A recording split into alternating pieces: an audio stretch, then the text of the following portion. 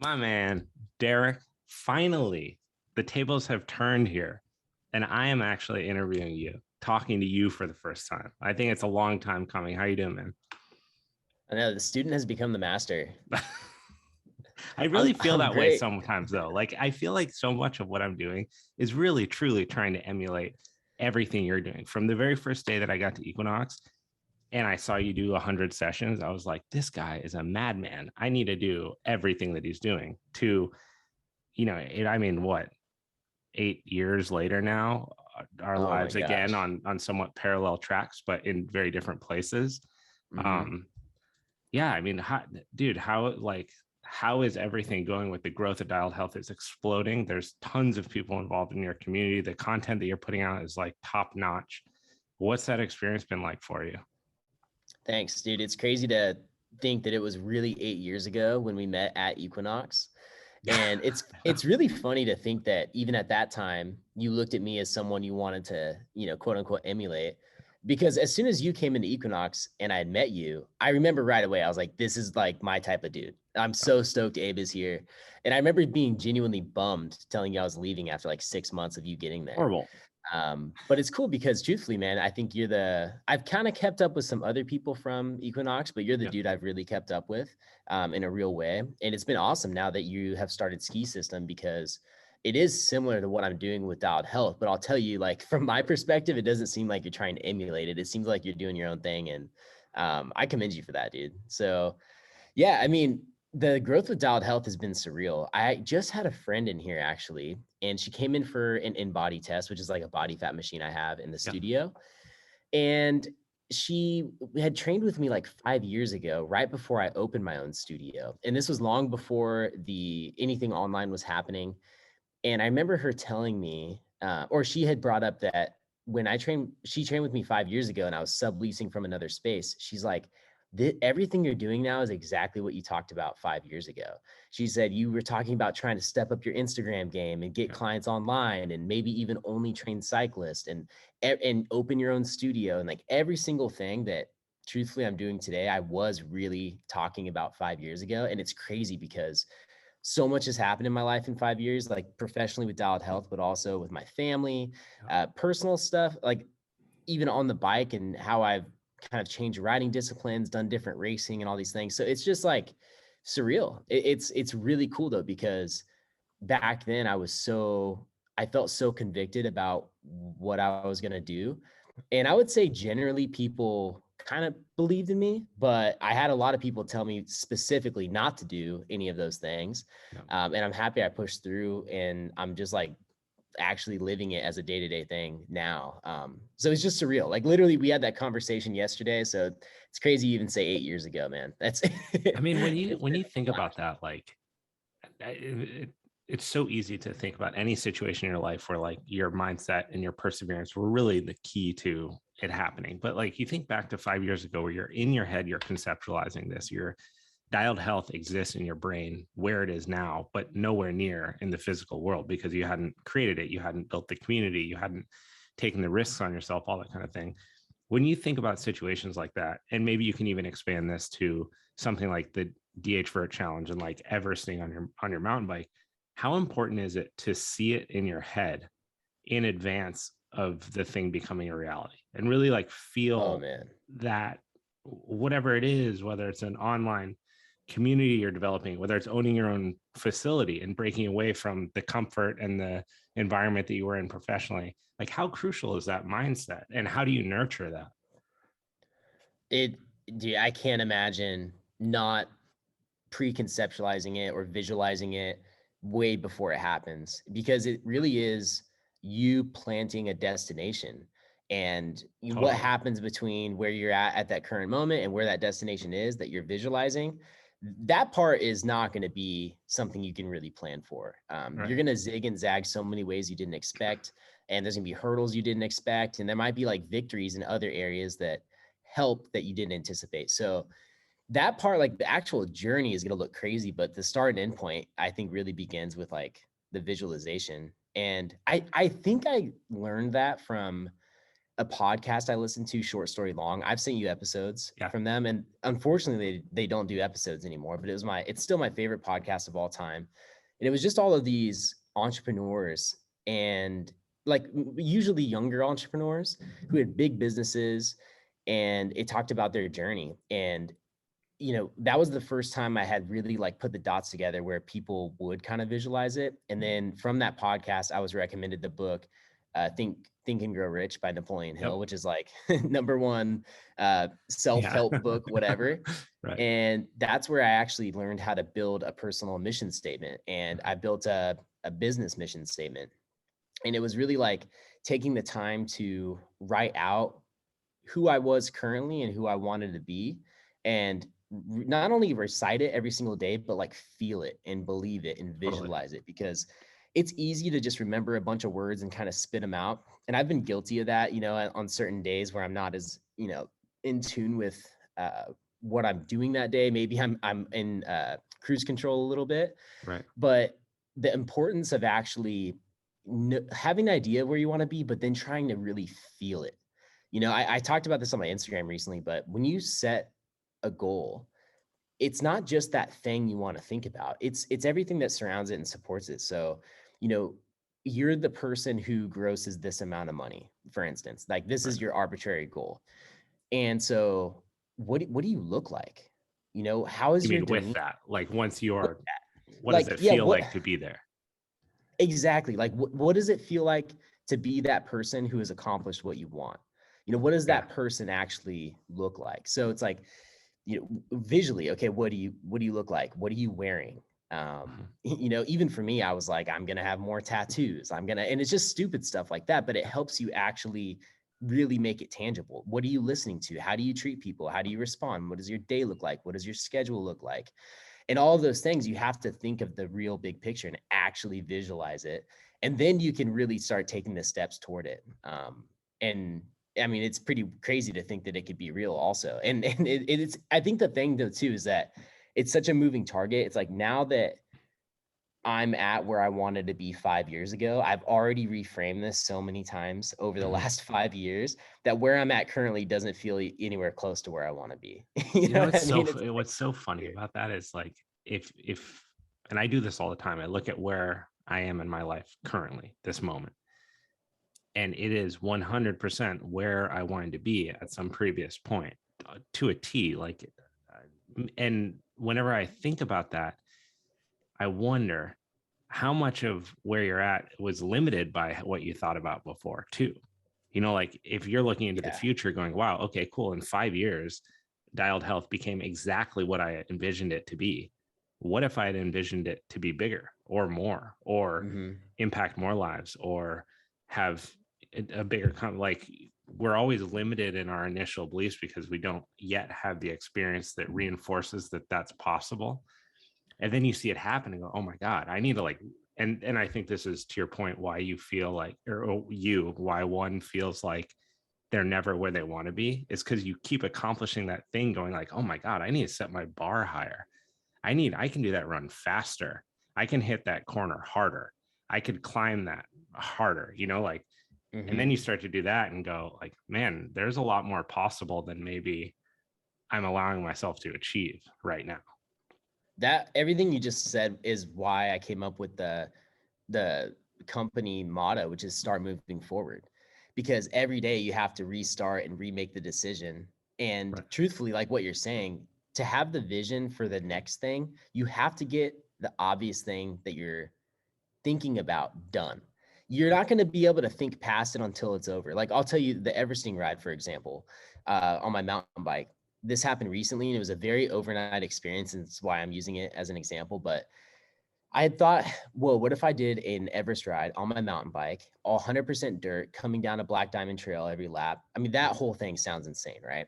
Well, once we accomplished it, my goal for the rest of the year was literally not to even think about something of this magnitude. Mhm. I was like, I need to chill, Right. whatever. And then 2 days later, I woke up and I had this idea for what I want to do next year. And I was almost pissed I even thought about it. But I'm telling you, I had never thought about this or even uh, considered it as an idea ever, never in my whole life. And then literally 2 days later, I woke up and I was like, oh, I wonder if blah, blah, blah. And I'm going to keep it a secret because Fair, totally of a fair. lot of reasons. But that was something where I was like, whoa, if I would have never done that thing before, I would have never seen this as even an opportunity or an idea. And there's so many things in business that happen that way, with relationships, with all these opportunities. So I will say for anyone listening, if you feel like you want to get moving, but you don't know what that end destination point is, or you can't even like almost come up with the idea to visualize, like we talked about, it just do the next thing. Whatever it is that's pressing on your mind, Good. that's the thing you need to do, because until you do that, you won't have the experience to look past it and bigger and beyond. I mean, it's just so important. Like when someone tells me they don't know what to do, I'm like, no, no, I don't believe you. Maybe you don't know what to do. That's like a big, obvious thing that you can think of.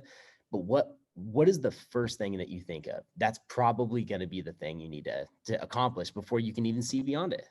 It's I can't align with that anymore. And it has been proven in my life like over and over and over again. It most of the time you find out one, no matter what your plan is, you're going to have to audible, period. Like the second things start going, you're going to have to change it because external factors come into play that you didn't anticipate. Or in the example there, like maybe you get out on the trail and it rained the night before. It's completely different than you expected. Or two of the camera batteries die. And so now you're filming part of it on an iPhone. Like whatever the things are, they are going to happen no matter what, in anything, whether it's business, whether it's taking on a new weight loss challenge, or you want to build a certain amount of strength.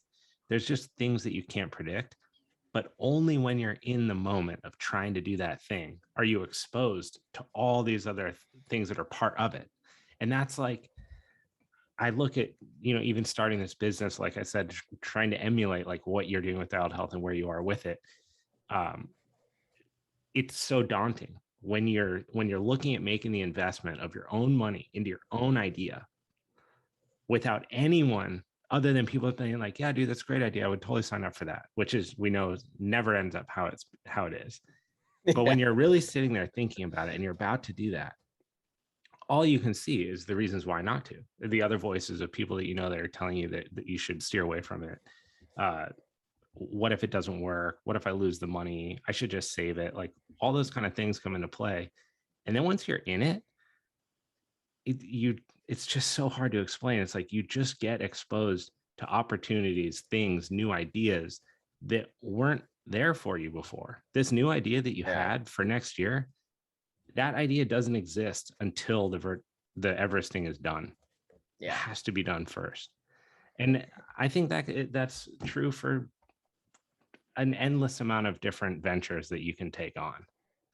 Oh yeah. I mean, another example for myself that I've experienced is chasing Trainer Road, which is my kind of business. I really try and emulate in a way, and I Yeah. see their product and their community and their culture and everything they do. I'm like, oh my gosh.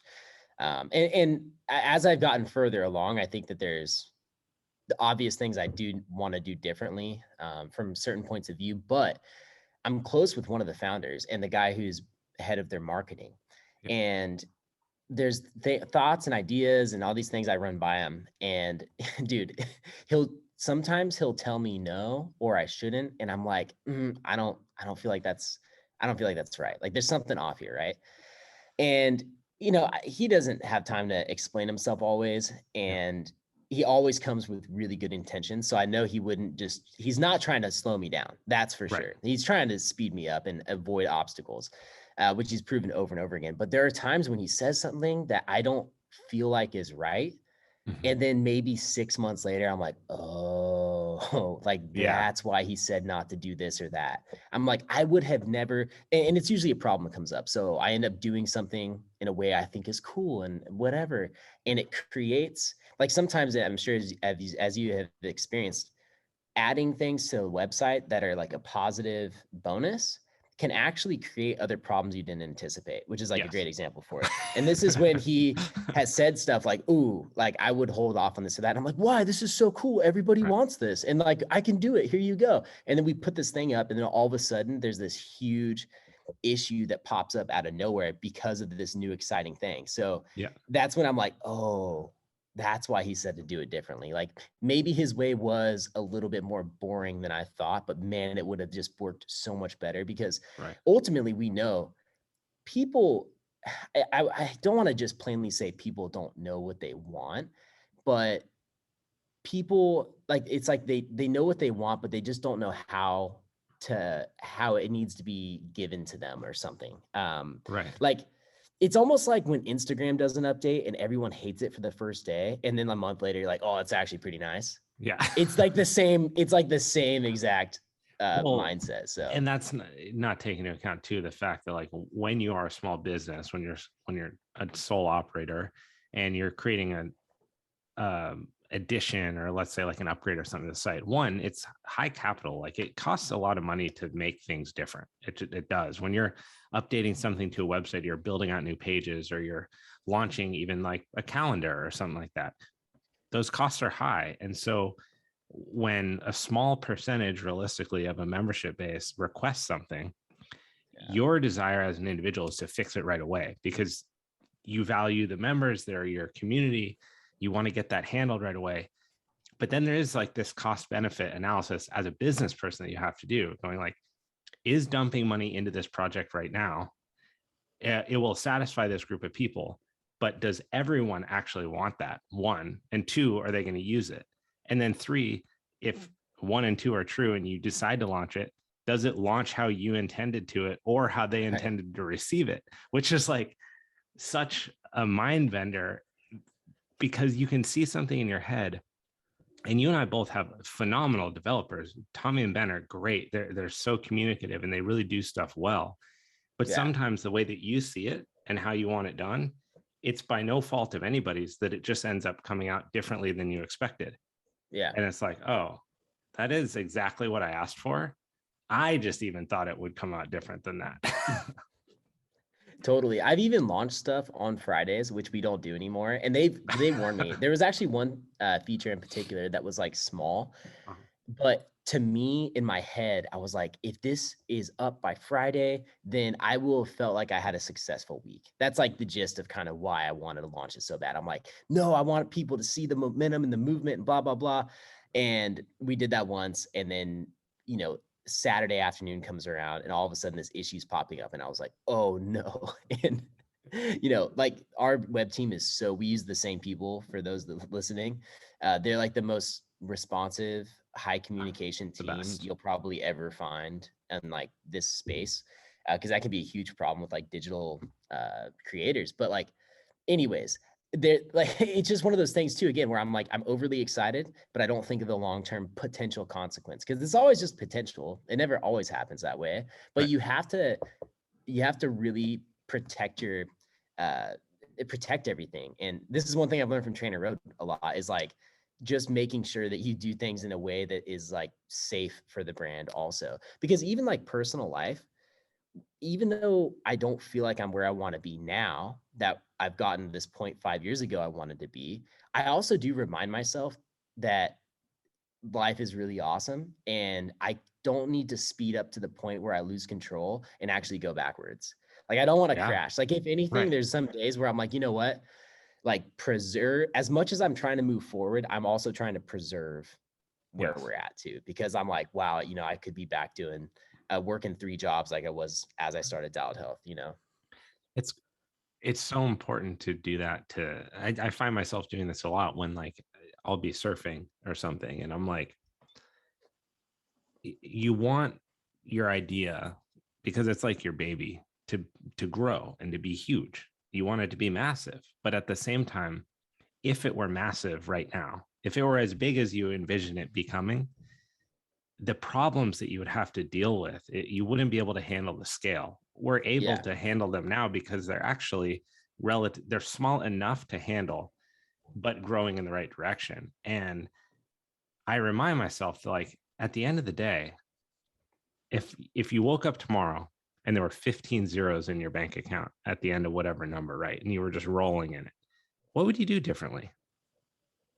You know, you'd Dude, mountain bike, thankfully, not a lot. Yeah. right? You'd hang out with your family, you'd go to service, you'd jump outside, you'd hit a century ride. Like you're already living the life that you love, that you want to live more of. It's already Yeah. happening. And it's those moments when I realized like, okay, back to the preservation, like you said, like you can focus on that preservation because life's already really nice. Dude, yeah, it's a great point. And I'm really proud to be able to say that I don't think I would do much differently if that was the case. And also, I remind myself because I'm the face of the business, and so much of what I do relies, or so much of the business's success relies on me personally, Mhm. from a standpoint of like, I'm saying I'm gonna lose 6 pounds this month, and I'm gonna be in a weight loss deficit, and I'm not gonna drink alcohol or whatever. I have so Right. much accountability. Sometimes I'm like, dude, why do I do this to myself? But also, and you're also on the hook. You're like, this better work, or Right. maybe your product doesn't look as good, or your knowledge doesn't look as good as it is. So you have this weird pressure. But then I also remind myself, even if I had a job that was completely unrelated, I'm pretty sure in my free time, quote unquote free time, I would be doing exactly what I'm doing now. And I'm so lucky I Right. get to do it part of my job. So this really is who I am. And Yes. I've just made it my job because I want to spend more time doing all these things. But then again, it's crazy how the dynamic changes when you rely on it that way. And Yes. truthfully, with in regards to growth, I feel like although from my perspective, it's felt like slow growth. When you look and back the last like handful of years, you're like, wow, actually a lot has changed for the better. But I think if anything, if it moved any faster than it is currently, I think I would blow it. And I really feel like God's protecting me from doing that by putting a little bit of a limiter on the actual rate of growth. And because of the problems like you even brought up, and the responsibility of the real things that can happen, Mhm. that do happen, that you have to handle. It's I can't imagine what it's like when the business is actually $1 million business. Oh, dude. You actually have 10, 20, 30, 40 employees, and it starts stacking up. Like the freedom I have in a lot of ways right now will be gone forever. Maybe until like retirement day, if that, if that ever comes. But like, that's the thing, is like, even with all those zeros, hopefully, you see those eventually. But with that comes a lot of responsibility and truthfully stress you don't have to deal with at this point, which For sure. you have to remind yourself of. But you can't even enjoy it until you experience it. I don't think, it's just like Yeah. this fantasy of just making a lot of money. Like, people fantasize about the money without understanding what it's gonna take to earn it. You know Yeah. what I I mean, mean?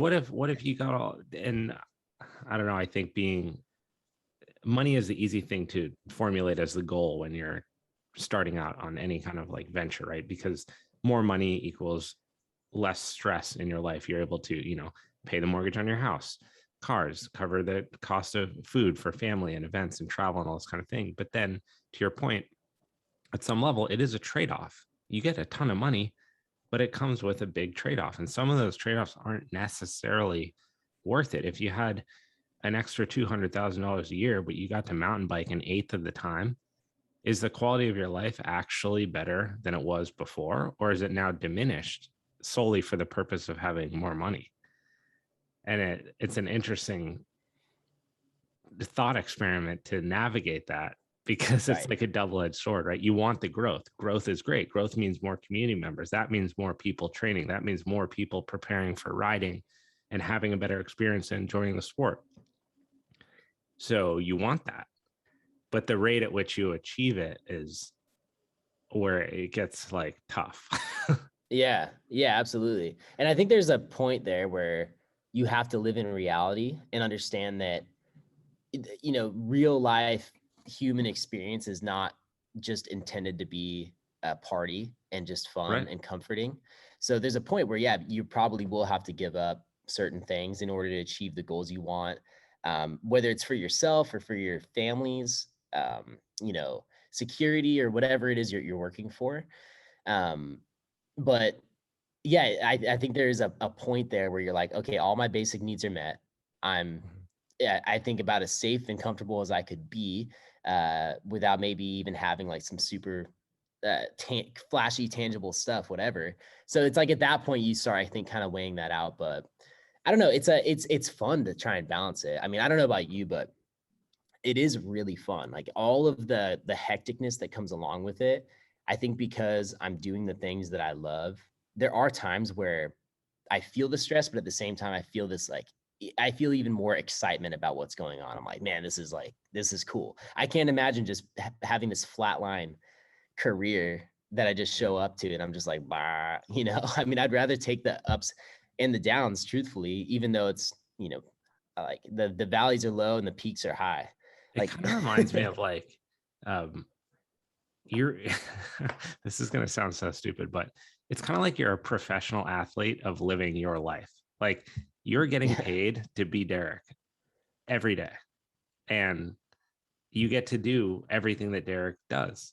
And like that, sometimes I actually feel like that. I'm like, I actually am getting paid to live the life that I want to live across the board. I don't have to show up yeah, to somebody else's dream and work hard for it for them to accomplish that. Or going in, like, even with Equinox, I love Equinox. And I think it was a great place to start a career. And I have nothing bad to say about the business. But going in and busting my ass, doing 180 sessions a month and seeing 51% of the like retail on the session packages, that's insane, man. That's insane. And when you start to operate your own business, your own idea, you go put in 100 hours and you see 110 hours in return. Maybe not immediately, but like you are working for yourself and you're creating this thing. It's a much more rewarding, despite sometimes stressful situation to be in my opinion. yeah. I I wasn't at Equinox long enough to like have that feeling you did. 180 sessions is the craziest thing I've ever heard. Is that it? Has anyone Well, done more than that? Do you know what the yeah, highest amount the is? most I ever did was 188, and that month, this other trainer did 205. Oh my But dude, gosh. that's okay. This is what's crazy. Sidebar. That's in California where you have restrictions on total hours that you can work in a day. So you can't do technically more than 8 sessions in a day. So if you do 10, you're working like overtime. They Yeah. don't have restrictions in New York and Chicago. There was a trainer who Oh, did 300 sessions in a month, 300 no, sessions in a month, no. straight up, because they all wore like 300 outfits and stuff the month that they did it. It was crazy. 300 training sessions. Some of them are duets, some of them are doubles. When you do that many, a lot of it's like people cancel and you immediately fill the time. But can you imagine that? 300 sessions? That's 10 No, I sessions can't. every day for the whole month, weekend. I can't imagine it, but I love it. Like I love that I love that they were just like, we're gonna wear 300 outfits and we're gonna just go so hard That's this like month. Everesting training sessions. It's just Yeah, like I I want to ask love you, that. like, through this process of growing your business, like, what was one moment where you felt like things were going south and where most would probably turn away or scale back, that you doubled down on yourself? Oh my gosh, dude, so many. I'd Wonderful. say so I so want to many. hear that. So Yeah. the first one would the biggest blow initially was leaving Equinox Mhm. and coming home. So I think for context, Equinox is a like the nicest gym that you could work at, really. And they invest in the trainers so much. The facilities are top notch, like light years ahead of um, most places you'll train. And it's just so, you feel like so cool when you're a top trainer at Equinox. And it is cool. I mean, it honestly is a really cool job. It's interesting looking back at it now and you see the reality of what you have to do versus like what we have to do now to be on our own.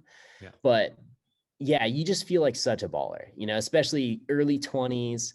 You know, I'm saving money, I'm doing training sessions, I'm like a top trainer at this whatever.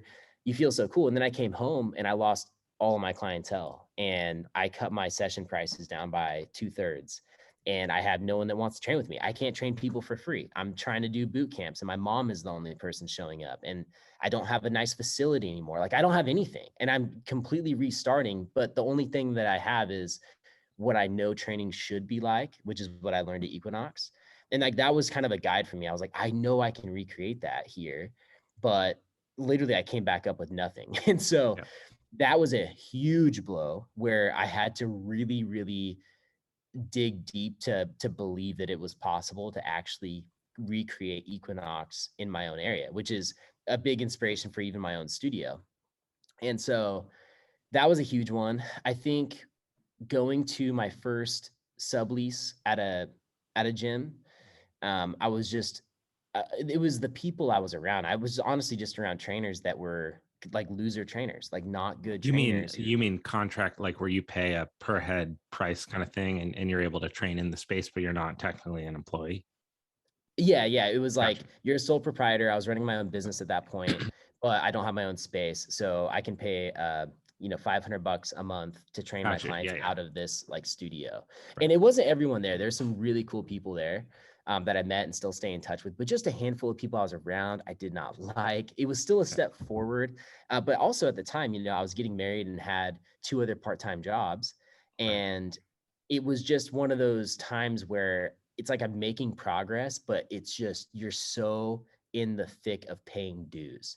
It was just the thick of it, man. I would go from working front desk at a day spa to unloading boxes for my mom's interior design business to training one client I had that day, Yeah. and then barely paying rent, with my wife. And Right. so it was just one of those moments. And then I'm also trying to figure out the game plan of how I'm going to grow and navigate that. And that was actually the time I started listening to that short story long podcast I brought up, which helped so much.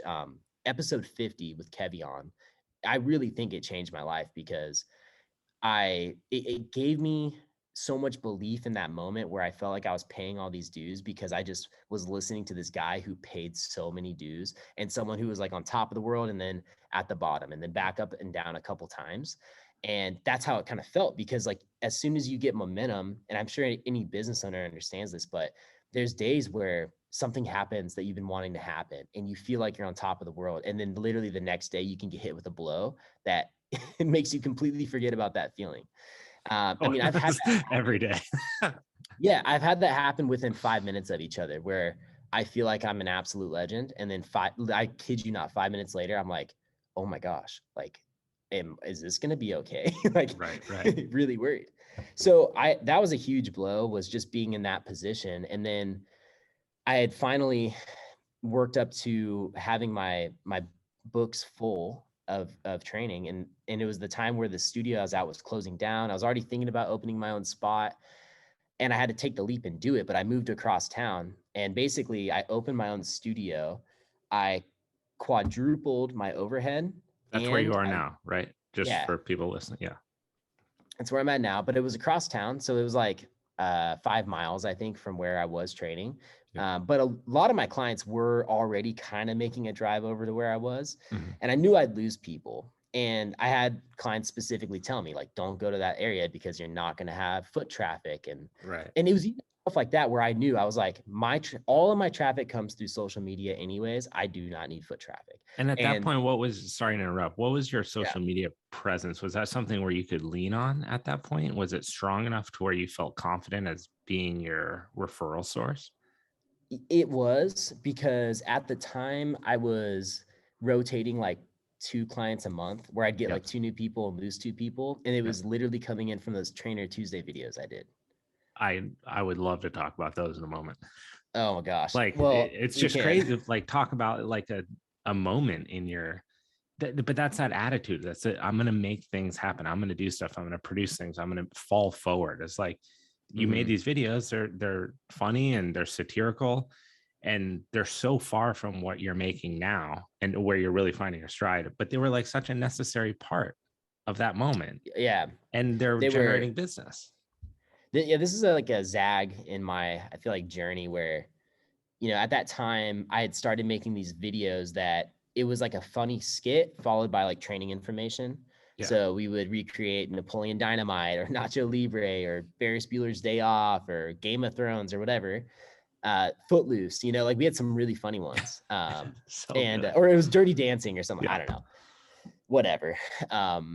But we would do that as like the joke part, and it would hook people. And basically at the time, I think some of our videos on Facebook would get like over 10,000 views, and most of them would be local. So it took people from knowing, and people, by the way, watched them, and they would never watch past the skit. They'd get to the actual information part and just like stop watching because I'd look at the analytics. Right. And then people just They're like, wanted they more only funny make it 2 minutes. videos. Yeah, but it was enough. It was enough to get people aware that I was training. Mhm. And, you know, a lot of times when people are looking for a trainer, like they want someone that they know and trust. And I think a big thing that was refreshing with me was that I just was not the douchebag trainer people have in their head. Right. You know, I was just being funny. I was making jokes, and I think, kind of like inviting. And Right. so we were making these videos, and they were actually doing well, to the point where I realized, I was like, you know, if I really wanted to just like make videos like this, I probably could. Like this, Mhm. I've never seen traction like this from anything else. But the truth was, I did not want to do that. And Right. there were some videos we did that were so forced that I was like, I don't like this anymore. Like this doesn't feel right. And the thing is, just because you can do something, and I've learned this over and over, does not mean you should. I'll be honest, I know that I have multiple talents that I use now for dialed health. Individually, I think I could go in on a lot of them and make them a job. But just because you can doesn't mean that you should. So for instance, we were really good at making these videos, and but I knew I did not want to be that guy. I don't want to be the joke guy. And I Right. like to joke around. I mean, I do have a sense of humor, but I don't, that's just not me. It got to a point, it was just so forced. And I had to basically recognize that this is the direction this is now pulling me. And although it's leading to success, it's not what I want. I need to cut it and redirect it. And when I did that, a lot of people were bummed out. Right. But I was really proud of myself for, you know, seeing that, because it was very true. It was taking me kind of off of what I wanted to do. But it was cool because those videos, the reason it got to that point was because we did one. It actually did pretty well. We did another one. It did a little better. And that was me being like, oh, this is working. Like, let's go in on it. You know what I Right. mean? And that's why I even got to that point where we had to redirect. So it's important to like see those things through, at least, because you never know like what's going to happen, like we said earlier. But that's kind of how that all went. So I ended up chopping those videos. It was right before I came over to this new studio. And yeah, the studio quadrupled my overhead, and I lost literally 60% of my clientele. Instantly. And instantly, like, Jeez. and there was like a 1 month transition, and we had to do the build out. My son was about to be born. Like it was so heavy, because the amount that I had as a new overhead was my initial goal to just earn and gross revenue as a trainer, Yeah. just like a year or two before. Because I was like, oh, if I can make this amount, I could pay my bills and I could quit my other part-time jobs. Well, now that amount was my new overhead expense. You're And basically I back went, to zero oh, I was under or zero, because under. then Yeah. Yeah. not only was I taking on that new overhead, but I cut my business so far back Mhm. that it really felt like one of those moments of like, oh my gosh, like, you know, how are we going to do this? You know, but also at that point, I had already started to build more trust with myself of like, okay, I've made it through the point where I made it through that Equinox transition. Like I can make it through this. You know what I Totally. mean? And I'll be honest, when COVID happened and I wasn't fully set up online, like, which I guess this is like the next big thing. So I'll just say I worked my way back up to a full-time schedule. Mhm. My son was born. I just went hard until my son was born. I didn't make any new plans. As soon as he was born, I realized, I was like, I can't work split shifts anymore. I can't come here in the Sure. morning Yeah. Yeah. and in the afternoon every single Right. day. My wife has a job. I can't do this. And so I also cut my schedule. I completely like redid overnight. I sent an email to all my clients. I was like, you guys, this is what's happened. Like this, obviously my son was born. I didn't anticipate this. I can no longer train at these times. And dude, I lost like, I think it was like 20 or 30% of my clients at that time. And Wow. I was just like, and my son had just been born, and it's all that stress and pressure, and you're not sleeping. And I was like, oh my gosh. But I knew I needed to do it. But then again, I get to a point now where I built up my schedule or my clientele to fill my new schedule, which was no longer working splits, which for a trainer is kind of a dream to not work Yeah. splits. To only be morning or only be evening, kind of is what you're getting Yeah. at. Well, to only be morning. To only be Right. morning, which is a bench. Actually, I don't know if I ever did that before cutting it, but I had 2 afternoons, I had 3 mornings, and it was just really cool to only have those chunks like that. And so what's interesting, well, this will kind of go off topic, but I did have a last little debut of enduro racing where I really Mhm. like gave myself 2 years of doing it or not, which was part of the reason I fully committed on dialed health, because it didn't happen. So But then anyways, I'm back at the studio. Now I'm readapted to the location. My books are full. And then I started the online because all the marketing I was doing was getting more towards cycling because of those last couple of years of enduro racing. Like it was just a very natural transition because I was already, I'd be out racing with other pros and they're asking me about my training because they know I'm a trainer. And Right. so pretty soon they're like, yo, I want like an online program. We started a website that had one downloadable program. It ended up having two downloadable programs. And then by September of 2019, I was like, dude, I need to launch a proper membership Right. platform. And so I did that. And I mean, talk about timing because I at least had the groundwork and I had about 20% of my income at the time coming through the website. Yep. But I was still training people in person primarily until March when, Right. I closed the studio. Everyone's freaked out. I'm freaked out. That was another moment, dude. I had like a family dinner like the same night that I made the decision to close the studio. It was like March 16th. And dude, I I basically broke down crying in front of my family because I was like, what is happening? You know what I mean? And my Right. wife does hair. We were one of the first businesses to be stopped by everything. Right. And it was literally just like what is happening? And so long story short, it was interesting because it went from no one really wanting to come into the gym to some people wanting to come into the gym to pretty soon by the end of 2020. And at this point, I fully committed to the website. I was Right. seeing like I'd say half the amount of people I was seeing before to keep a little bit. Like I was paying my rent at the gym with the people I was seeing, which was good. And dude, it was so funny because people knew I had this private studio and I don't want to say made my own rules, but I could fly under the radar if I needed to. Right. And I had never had more I've never gotten hit up by so many random people as I did at the end of 2020 to train in person. Just like people, like, I'm like, how did you get my number? Literally, Right. people texting me, calling me, and they're like, listen, I will pay you whatever. But I had people like, dude, I'll pay you your training rate for the hour this many days. You don't even have to train me. Just let me use your studio. Like people, because you Oh, I also see. couldn't, Yeah. Yeah. Yeah. I don't know if you remember, but you couldn't get gym equipment either. It was so hard. Everything was cleaned That out, was wild. I literally, I right? mean, I drove like from Santa Monica to Compton to this random wholesaler, like I in the heart remember of that. Compton, and I bought a 32 kilo Yeah. kettlebell. Yep. Literally, like, I mean, you had to go to extreme lengths to get any type of equipment. And then once you ordered it, back order across the board. I mean, Yeah. it took months, in some cases, almost a year for people to get equipment. So you're in the equipment desert. You're getting hit up by Yeah. people nonstop. Yeah. And, it was weird because I had enough momentum on the website to where it was growing, but all of a sudden, kind of like we talked about earlier, the problems that come along that you don't anticipate, I was realizing how much work the website actually was. I Right. think even to an extent, I had that mentality where you just throw the content up Mhm. and like that's enough. And it's like hilarious to think about. But really, I went from selling, programs, a 4-month program for 125 bucks is like a downloadable printout to where I'm like, dude, now we have 5 programs. It's 20 bucks a month and you can access all of them. You're getting more, you're paying less. It's a Right. slam dunk. I'm done. You know what I mean? And I was like, I'll just keep throwing content up. But pretty soon you realize there's real problems that come up. There's customer service. Now people want more of a community and like all these other features, and it becomes its own thing. So I started I started saying no to these people that wanted to come in. And then I slowly started cutting my hours again and again. And I got to the point where I realized it was like another jumping off point. I was like, I'm Right. not where I need to be yet with the website to support my family full time.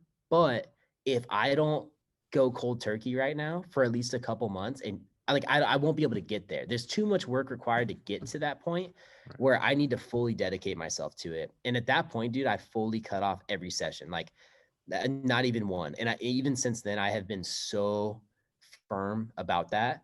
I'll have friends come in and like we'll do a workout together or whatever, but I do not do in-person sessions anymore. And it's kind of a bummer because I miss a lot of my clients. I still have an insane amount of opportunity to fill up my books that way, but I know the bigger goal is getting the website to where I want it to be in the app. Right. And so it's going to require every bit of my time and my energy and my resources. And I'm going to make sure I give it that, because even one session a day, or I got to a point where I was doing just 2 sessions a week, even that disrupts it too much. Right. And I'm 100% in on the website. So it's wild that's too how with it all happened. connecting the dots, looking backwards. Like you look at, you take out a loan to lease this space to start a business that gets hit by a global pandemic and a loss of clients.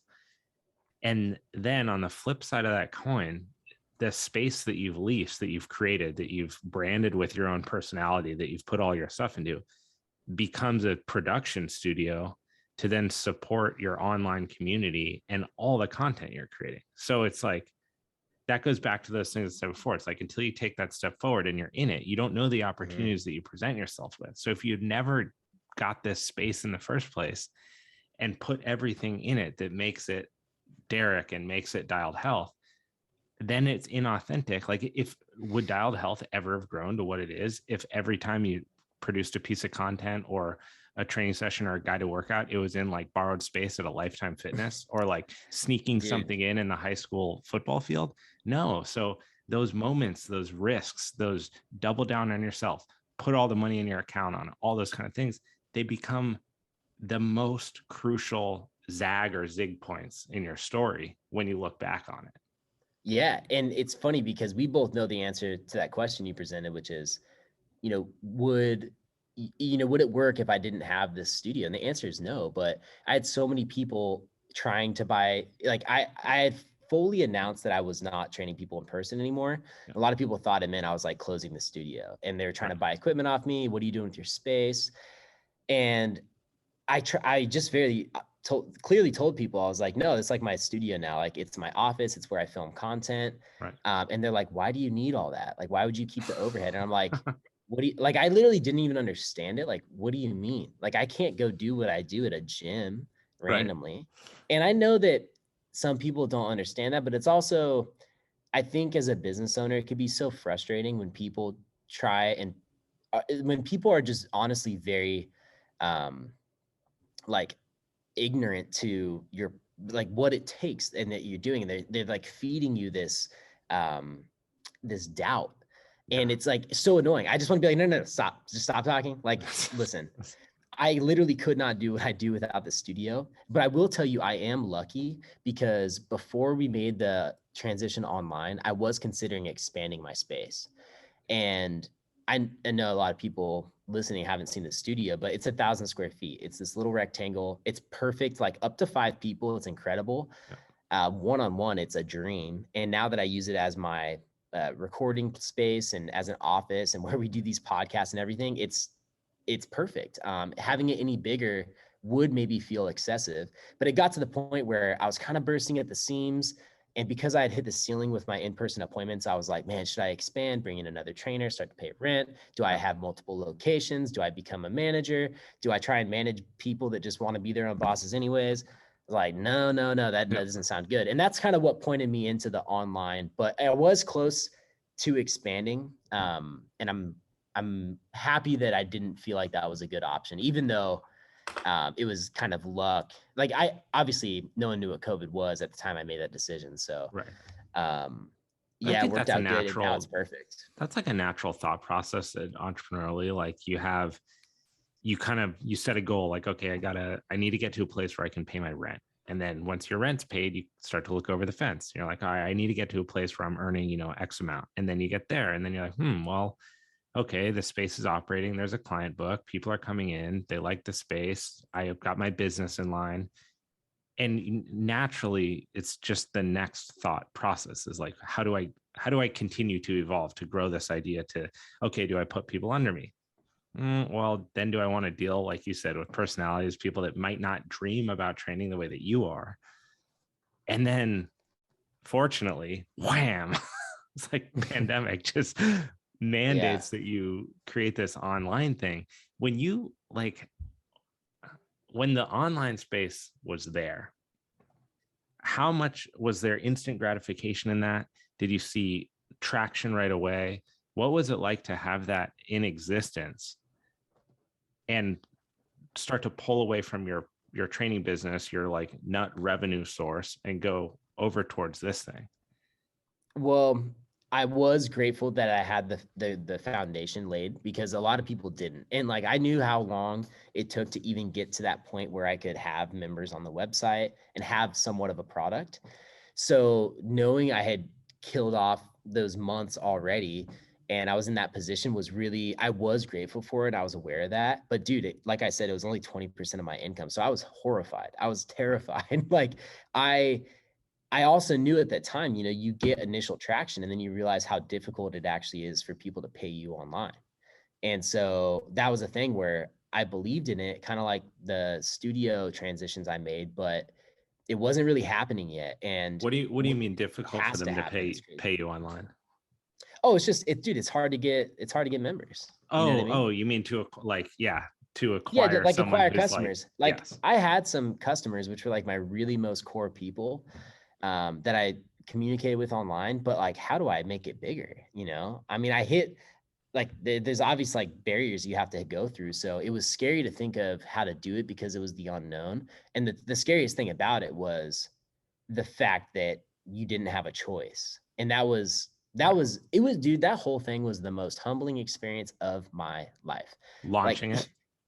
no, getting hit with freaking COVID.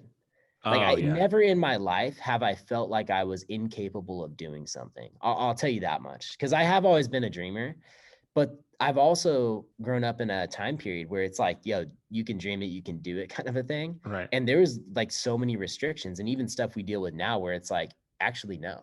Like, tomorrow you could wake up and this could be gone from you. And Mhm. that was just such a blow to my ego. And I think in a good way, but like I had this mentality, like, dude, I love rap music, and like there's a verse in a song about like spend that money, make it right back. And I kind of was like getting that mentality because it is cool when you create your own income in a sense. Like it gives you a Phenomenal. feeling of confidence.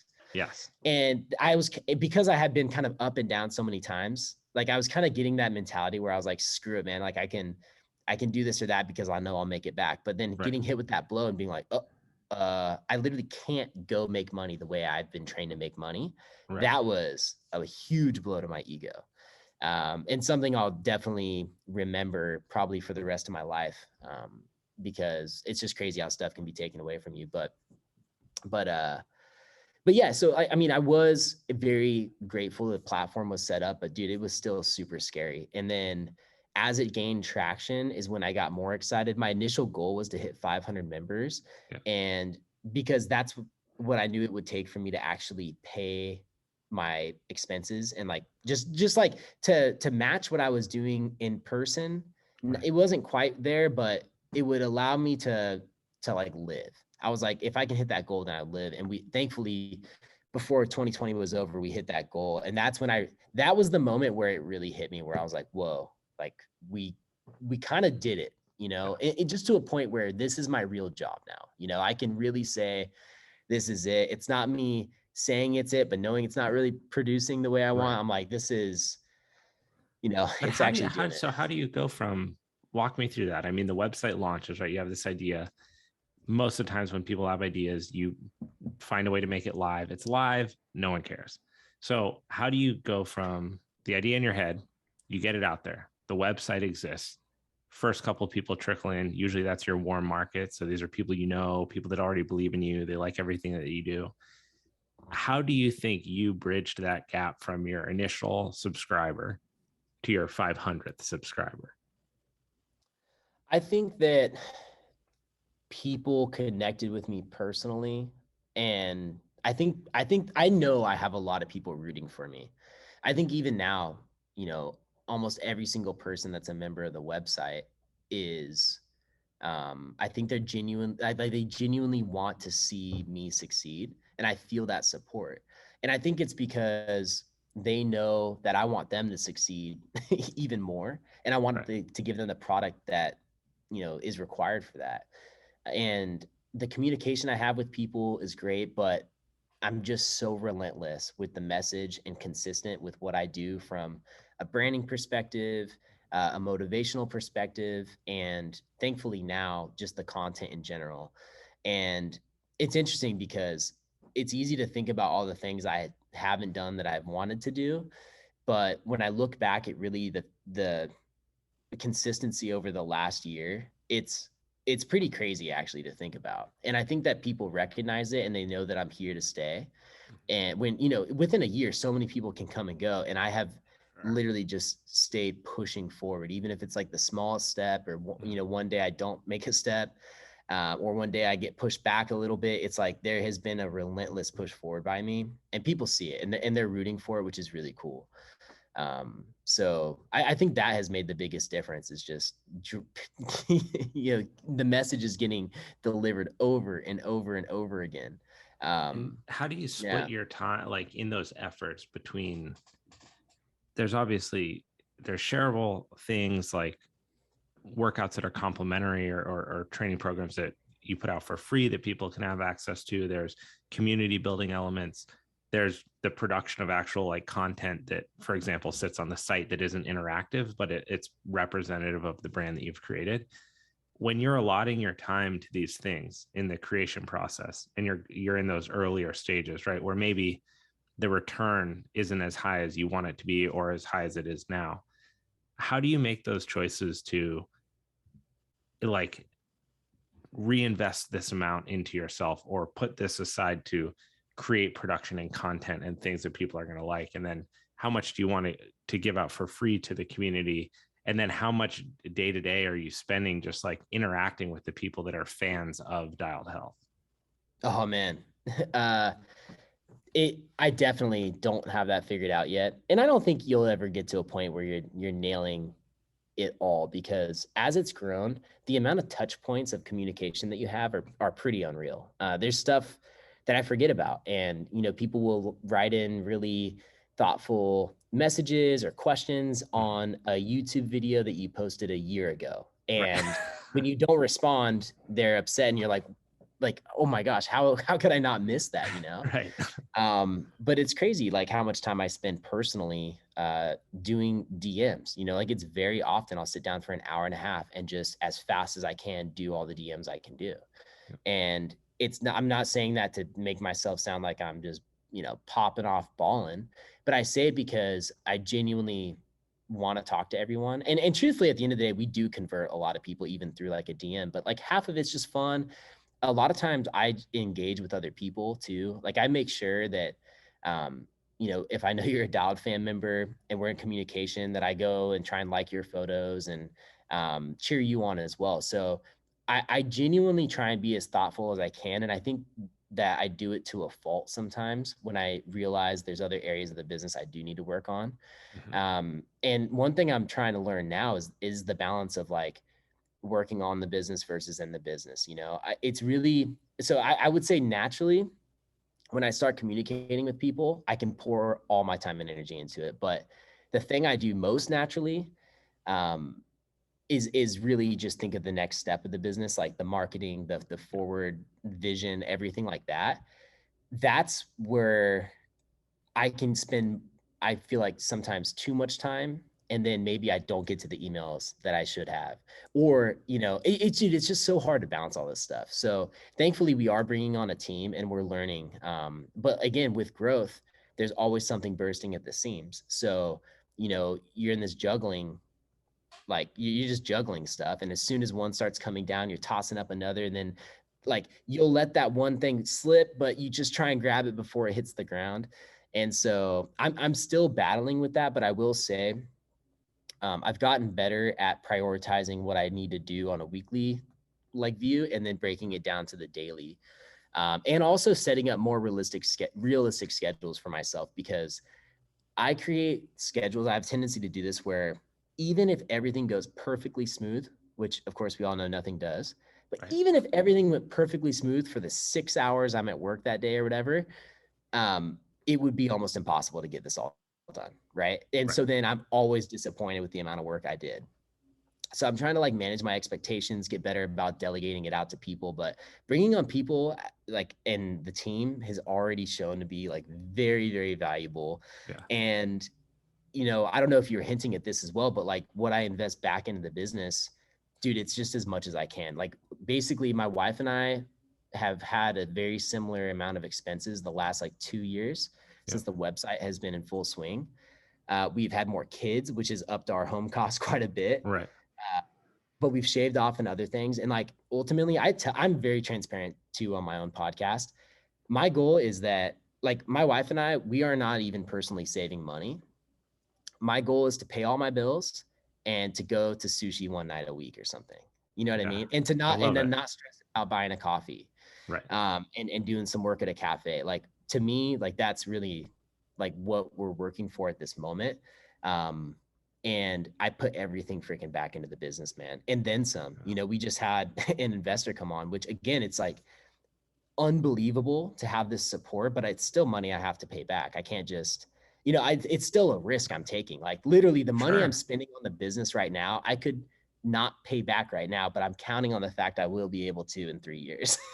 Yeah, and I mean, It's dude, but just, it's and on crazy. top of that, like I think in any case entrepreneurial, when you bring on investment, usually it's someone that you have a relationship with. So it's not like you put an ad on Craigslist and someone decide to invest in your business. So there's also the personal component that like in addition to wanting your business to succeed, you want to pay that person back. You've brought them in and they trust you, and that's why they're taking the risk on you and you're taking the risk on yourself. And it's like a very mutual agreement. So I'm sure that there's stresses associated with that, as with everything else too, that you want to see this thing through. You want it to become what you envision it can be. What's like the biggest, bringing people on is something that's new for you, right? Like you're now putting Yeah. together a team. Dialed Health is becoming a business. It's growing beyond Derek. And I think at any point in a business, that has to happen for it to service more Oh yeah. people. For more people to enjoy mountain biking and train for mountain biking, it has to grow beyond you, because you got 2 arms and 10 fingers. And like you said, I mean, you can get sucked into an hour and a half straight of just DMing and valuing that as the most important thing, when in reality, that might not actually be the thing that you need to be doing right then. But it's very hard Mm-hmm. to see when you have those shades on, because in your heart, you want to take care of everyone. That's like, you've built this thing. You really want to truly take care of everybody. Now that you have this support system growing around you, what does that feel like? Oh, it's the best. It's the best because it gives me like a lot of hope and a lot of realization of how businesses do get bigger than just Mhm. you being that sole person, because I haven't understood it. I mean, dude, until very recently, I never knew what a lot of these job titles were. I didn't know what it meant for someone to be a communications manager at the start of this year. And I'm telling you that specifically Fair. because I had someone reach out about being a communications manager. And I was like, I don't even know what that is. And she explained it to me. And I was like, oh, I was like, and then I compare it back to Trainer Road. And I'm like, that's how they have an active forum. That's how they respond to all these touch points. That's how they uh, get traffic in certain areas online. I'm like, oh, like that's a full-time job, Right. and then like those are the types of things I've had to learn, not being a college educated individual myself. And even then, by the way, it's like, are you really going to know all these things just from a degree? No. No. And we don't have to get into that, but it's like, it's been crazy eye-opening, but also hopeful, because I'm like, yeah, I mean, even with bringing on the team again, your overhead goes up, you're more you're more there's more responsibility. There are people who are beginning to rely on you, which is it's something that comes along with it. But also I'll have days, dude, where X, Y, and Z get done that I actually didn't do personally, and I'm like, oh my gosh, that was cool. Like, what was you that? know that is really cool, and Yeah. that's where you start to see the bigger picture form. So it's very exciting, but I'll tell you, I've had to learn how to delegate, and initially it was hard because you get in that trap of wanting to do it yourself, because you feel like in the time it takes for me to explain this, I could have done it. And that's Right. usually not true. But you have to get through this like hurdle of starting the process of working with somebody. And once you're through it and you guys get into a rhythm, then you realize like, oh, this person did this way better than I could have. Right. And I'm really grateful that I didn't even attempt to. I just Or always think yeah, like, I try to think of the biggest company, your big companies, right? Like, imagine if Phil Knight did everything at Nike by himself. Like that, yeah, just you just imagine can't. that. Imagine one Yeah. person trying to do all the jobs, all the hats, all the marketing, all the production, all the bookkeeping. It's just, that's not how it works. At some point, it must grow, and it's it's really cool to see that you have created a business, you've navigated the pandemic, and spit out on the other side. You're in a position where you're bringing on real investors. You're officially an entrepreneur, and you're hiring a team around you to grow this thing. I mean, I think that is a phenomenal accomplishment, seriously. And it's really cool Thanks, to man. be a passenger on this on this ride and be able to watch you go through all this kind of stuff. Um, I want to be respectful of your time, and we didn't even get to touch on like training, how to train, how to train for mountain bike. I figured that this would be the case, as it usually is. So we will absolutely do, another episode in the future, and maybe tailor that more specifically to the demands of training and mountain biking and enduro and everything like that. But thank you so much, one, for taking the time. I know that your schedule is insane, but just kind of shameless plug for the people that maybe are listening who don't know you or don't know where to find you. How can they get in contact? How can they reach out? Shameless product plug. Thanks, man. So Dialed Health I do everything under Dialed Health. So dialedhealth.com. That's DIALED health.com. You can find me on Instagram at Dialed Health. I have the Dialed Health podcast that's streaming on all major platforms. And I also have the Dialed Health YouTube channel. So go and check out all of that content, and then, go and check out the programs as well. But yeah, thanks, man. I mean, I really appreciate your support over the last couple of years. It's been cool kind of being in this together, in a sense. And like, it's just, yeah, the whole thing's surreal. So talking it back with you has been really fun, and I appreciate Yeah. it. So thanks to everyone listening. I hope I don't sound overly confident or cocky in a sense with it, but I am proud of myself. Like, and I guess that's just something I want to say to finish it off. It's like, I want other people to have that feeling of being proud of themselves and trusting themselves. And it only comes through those ups and downs of moving forward. And I'm just happy to be there. So thanks for letting me share the journey with you, man. It's cool. Thank you so much, Derek. Much appreciated.